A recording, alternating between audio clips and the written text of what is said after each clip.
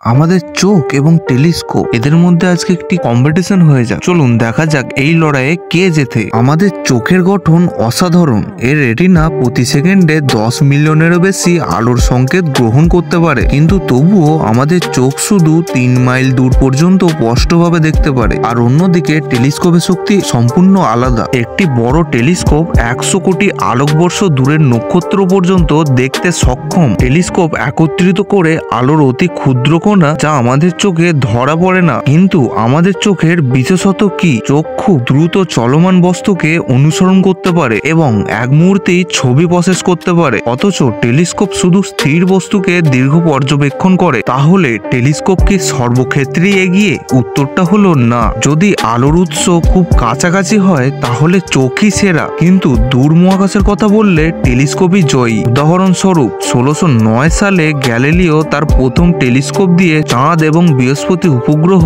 পর্যবেক্ষণ করেন। এরপর হাবল টেলিস্কোপ আমাদের পুরো মহাবিশ্বের নতুন ছবি দেখিয়েছেন। তবে আমাদের চোখের গুরুত্ব কখনো কম নয়। সুতরাং চোখ এবং টেলিস্কোপের মধ্যে কোনো প্রতিযোগিতা নয়, বরং দুজনেই একে অপরের পরিপূরক। আমাদের চোখ মহাবিশ্বকে দেখার প্রথম উপায়, আর টেলিস্কোপ সেই দৃশ্যকেই আরো গভীর করে তোলে। এবং চোখ বা টেলিস্কোপ দুটোই আমাদের মহাবিশ্বের সৌন্দর্য এবং রহস্যময়তাকে দেখার জানালা। তাই পরবর্তীবার আকাশের দিকে তাকালে মনে রাখুন আপনার চোখই প্রথম টেলিস্কোপ। কিন্তু একটু দাঁড়ান, এই প্রাণীটি আপনাদের কাছ থেকে একটি সাবস্ক্রাইব চাইছেন। একটি সাবস্ক্রাইব করে দিন।